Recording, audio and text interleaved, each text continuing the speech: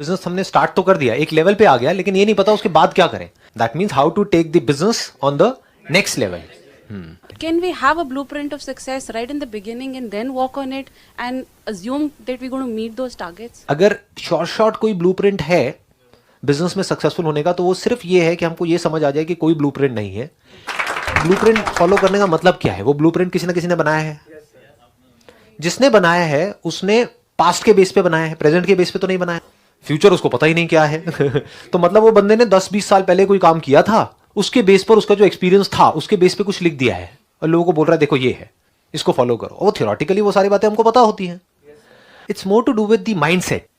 And as far as mindset is concern, तो it's not a blueprint. There is a difference between a blueprint, that means blueprint means a formula और a step by step process.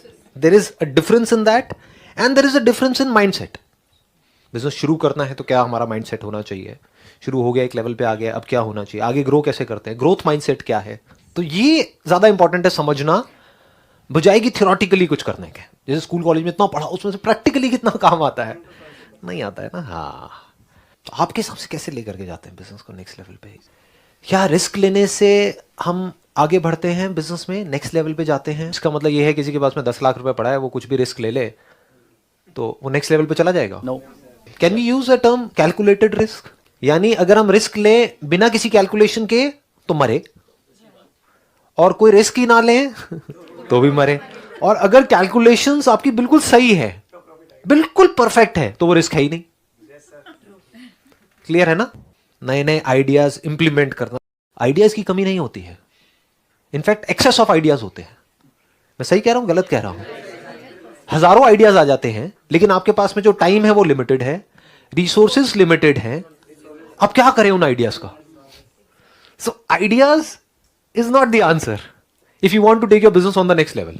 In fact business में एक अच्छे idea से ज्यादा जो important है वो है कि किन आइडियाज को आप रिजेक्ट कर रहे हो. मतलब इससे इंपॉर्टेंट कि आप किन आइडियाज को इंप्लीमेंट कर रहे हो, इससे बड़ी जो आपको क्वालिटी चाहिए वो ये है कि कैसे आइडियाज को रूथलेसली छोड़ा जाता है. चाहे वो आपकी टीम ने दिया, वहां पर तो छोड़ना बड़ा सिंपल होता है कि भाई मैं बॉस हूं, चल भाई तूने आइडिया दिया तो बेकार ही होगा, छोड़ दिया. बट हमने खुद एक आइडिया हमारे माइंड में आया है, तो वहां पर पूरी तरह से अनबायस्ड होना बहुत इंपॉर्टेंट है. चाहे वो आइडिया यहां से है, चाहे वहां से है, कहीं से भी है. बेकार है तो बेकार है, बढ़िया है तो बढ़िया है. मतलब उस आइडिया की हमको पहले डेप्थ में जाना है, जो बेकार है उसको छोड़ते चले जाना है. यानी कम चीजें करनी है लेकिन उसको अच्छे से करनी है. Business is not about doing too many things. गलतियां क्या होती है जब हम एक काम शुरू करते हैं? आप एक वेबसाइट बनाना शुरू करते हो या कहीं से बनवाते हो अपनी वेबसाइट. अब उस वेबसाइट बनाने में आपने कई महीने लगा दिए. होता है नहीं होता है? कभी ये चेंज करो जी, वो चेंज करो जी, ये करो वो करो. सामने वाला भी पागल हो जाता है जो वेबसाइट डिजाइनर है. वो कहता है भैया पहले आप सोच तो लो, आपको करना क्या है, चाहिए क्या है. होता क्या है, हम खुद बहुत ज्यादा डीपली सोच रहे होते हैं अपने काम को. कहते हैं ना अपना बच्चा सबको अच्छा लगता है, बदसूरत भी हो तो सुंदर लगता है. जबकि और लोग आते हैं वो देख के कहते हैं हाँ ठीक है, क्या हो गया. तो क्या होता है, आप अपनी वेबसाइट बना रहे हो तो बहुत सोच सोच करके बना रहे हैं कि यहाँ होना चाहिए, वहां होना चाहिए. जो बंदा आएगा उसको इस सबसे मतलब ही नहीं है. वो फटाफट से देखिए नंबर कहाँ है, और नंबर आपने कभी ये सोचा ही नहीं कि उसको आते ही दिखना चाहिए. नंबर आपने कहीं छुपा रखा है ना. बंदे को ढूंढना पड़ रहा है नीचे फुटर में जाकर के. वो कह रहा है भैया ये कहाँ है, या उसको नंबर चाहिए, आपने नंबर ही नहीं दिया, एक बस कॉन्टैक्ट फॉर्म दे करके छोड़ दिया. वो बंदा आ गया किसी तरीके से, आपने मार्केटिंग करी, वो वहां तक पहुंच गया, उसने कहा कौन भरेगा फॉर्म, छोड़ो बेकार है, साइट बंद. और आपने 1 साल लगाया ऐसी साइट बनाने में. समझ गए मैं क्या कह रहा हूं? Ideas is not the answer, taking a risk is not the answer. In fact बहुत बार ऐसा होता है बिजनेस में जहां पर रिस्क लेने की जरूरत ही नहीं होती है, हम अननेसेसरी रिस्क ले रहे होते हैं. It's not required. तो मुझे नहीं लगता कि कोई बहुत ज्यादा हमको पैसा चाहिए. ये सब नोशंस हैं जो हमारे दिमाग में घुसे पड़े हैं. मिथ है ये कि बहुत पैसा चाहिए, बहुत ये चाहिए, बहुत आइडियाज चाहिए, या कोई एक्स्ट्रा ऑर्डनरी आइडिया चाहिए. कुछ नहीं चाहिए. इनफैक्ट आइडिया क्या है अगर सिंपल वे में देखा जाए, बेस्ट आइडिया क्या है और वो कैसे मिलता है? If you need an idea, really an idea to take our business on to the next level, समझने से कि जो हमारे क्लाइंट्स हैं उनको क्या चाहिए. अभी सुनने में आपको बड़ा क्लीशेड लगेगा, आप कहोगे यार इसमें क्या है, ये तो पता है, लेकिन आप खुद अपने आप से सच बोलो कि आप जो काम कर रहे हैं उसमें दिन में कितने घंटे आप ये स्टडी करने में लगाते हैं कि मेरे क्लाइंट्स को क्या चाहिए, और कितने घंटे ये स्टडी करने में लगाते हैं इंटीरियर कैसा होगा ऑफिस का, ये कैसा होगा, वो कैसा होगा। समझ गए? हाँ, तो हम वहीं फंसे रह जाते हैं। जो करने वाला काम है वो एक्चुअल में हम कभी नहीं करते। तो यहाँ इंडिया में ना डिफरेंट टाइप की मार्केट्स हैं। अब जैसे कई मार्केट्स हैं जहाँ पे सिर्फ रेट्स देखा जाते हैं, जिसका माल सस्ता उसका माल सबसे पहले बिकेगा। इन दैट केस बहुत बार लॉसेस में भी माल बेचना पड़ जाता है। बिल्कुल ठीक बात है। उस केस में क्या किया जाए सर? या तो अपनी मार्केट चेंज करो, ओके, उस मार्केट से लो जहां पर लोग सस्ते में लॉस में बेचने को तैयार हैं, मतलब जितने का प्रोडक्ट वो खरीद रहे हैं उससे कम में भी बेचने को तैयार है मार्केट में सर्वाइव करने के लिए या कैप्चर। तो आपको उस मार्केट से आपने प्रोडक्ट खरीद लिया क्योंकि उससे सस्ता तो कहीं मिल ही नहीं सकता, और जा करके किसी और मार्केट में बेच दिया। फॉर एग्जाम्पल गुजरात में आप देखते हो कि हाँ भाई इस पर्टिकुलर प्रोडक्ट में बहुत ज़्यादा कॉम्पिटिशन है, तो वहीं पर बैठे रहने से अच्छा है वहाँ से आपने प्रोडक्ट लिया, जा करके नॉर्थ ईस्ट में बेचा जहाँ पे मार्जिन मान लो 50% का है, 100% का, ये एक तरीका है। राइट? It make sense? हाँ। 2, तो उस काम को बंद कर दो, कोई और काम करो। सिंपल है ना? It's such a common sense. अब क्या होता है, हमारा माइंड वहीं पे स्टक हो जाता है, नहीं मेरे बाप दादा कर रहे हैं पिछले 30 साल से, तो मैं बंद कैसे कर दूं?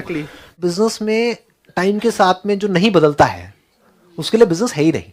बिजनेस उनके लिए है जो कल कुछ सोच करके बैठे थे और वो सोच रहे थे बेस्ड अपॉन 10 साल में जो किया था उसके बेस पे, लेकिन आज कुछ ऐसा हुआ, कोई नई पॉलिसी आई या कुछ भी ऐसा चेंज हुआ मार्केट में, तो उस 20 साल में जो भी एक्सपीरियंस एक्वायर किया 10-20 साल में, उसको उठा करके कचरे के डब्बे में डाला और बोला चल आज देखता हूं आज क्या करना है।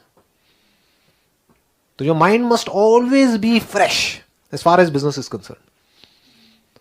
जैसे ही आपको नजर आए कि इस मार्केट की धज्जियां उड़ गई है, कंपटीशन कट थ्रोट है, मार्जिन ऑलमोस्ट जीरो हैं या नेगेटिव में जा रहे हैं, सस्टेनेबल ही नहीं है वो बिजनेस, और हम फिर भी वहां पे अड़े हुए हैं, और इससे भी बुरा क्या हो सकता है, उसी तरह से कर रहे हैं जिस तरह से पिछले 20 साल से करते आए हैं कि भाई हम तो ऐसे ही करते आए हैं तो अब तो ऐसे ही करेंगे, पहले भी तो किया था और देखो हम कहां पहुंच गए थे, तो आज भी हम ऐसे ही करेंगे, तो मरोगे। तो हम थियोरेटिकली समझते हैं ना कि मेरे अंदर पैशन होगा तो मैं बिजनेस में सक्सेसफुल हो जाऊंगा। बहुत लोग बहुत पैशन के साथ बहुत काम करते हैं और बुरी तरह से फेल हो जाते हैं। बिजनेस में पैशन से ज्यादा जरूरी पेशेंस है। बड़े आराम से ठंडे दिमाग से समझ करके सिर्फ एक चीज फिगर आउट करनी होती है एक बिजनेस के अंदर। वो एक अगर आपने फिगर आउट कर ली, अपनी सही पोजीशनिंग आपने बना ली अपने माइंड में पहले, फिर उसको प्रैक्टिकली आराम से आपने अप्लाई कर दिया तो और कुछ करने की जरूरत ही नहीं है। ठीक है ना? कोई बीमार है उसको एक दवाई चाहिए, अगर आपने वो दवाई क्रैक कर ली और वो दवाई असरदार है तो अब आपको और क्या चाहिए बिजनेस में कामयाब होने के लिए? उस बंदे की बीमारी और जगह से ठीक नहीं हो रही, बट समहाउ और the other you have cracked it. आपने ऐसा प्रोडक्ट बना लिया तो आज नहीं तो कल वर्ड ऑफ माउथ अपने आप फैलेगा। जो ठीक होगा वो चुप नहीं बैठेगा, वो जा करके अपने आप बताएगा, अपने आप ही आपका बिजनेस इतना फैल जाएगा कि लाइन लगी पड़ी होगी। देखा होगा आपने ऐसे लोगों को। Out of box thinking. Out of box must not be just for the heck of it, because this has kind of become a buzzword. Everybody is talking about out of the box thinking. तो उस चक्कर में क्या होता है, कई बार हम कुछ ऐसा करने लग जाते हैं which is senseless. So it must make sense. Common sense approach बोलते हैं इसको. That is a better word than out of the box thinking. In fact, common sense is the most uncommon in this world. समझ पा रहे हो ना मैंने क्या बोला है? Common sense. And what is common sense? जो सबको समझ आ जाए, जो बच्चे से बच्चा और बड़े से बड़ा सबको समझ आ रहा हो। This is common sense which is simple and easy to understand. लेकिन हम कुछ अपने माइंड में कॉम्प्लिकेटेड सा बिजनेस प्लान बना करके ला रहे हैं। इनफैक्ट बिजनेस प्लान के बारे में एक बात कही जाती है सिलिकॉन वैली में कि अगर आपका बिजनेस प्लान एक पेज के अंदर आप एक्सप्लेन नहीं कर पा रहे तो आप समझ जाओ कचरा है, बेकार है। और हम क्या करते हैं बिजनेस प्लान बना रहे हैं, बड़ी बड़ी फाइल्स बना ली, ये कर लिया, इतने मोटे, और फिर जा रहे हैं लोगों को दिखा रहे हैं देखो जी ये है हमारा बिजनेस प्लान। वो कह रहा है मेरे पास टाइम नहीं है सबका, शॉर्ट में बताओ क्या है। और शॉर्ट में उनको पता ही नहीं बताना कैसे है, क्योंकि कॉम्प्लेक्स हो गया ना। तो it must be simple, it must be easy to understand, not just for others but for yourself also.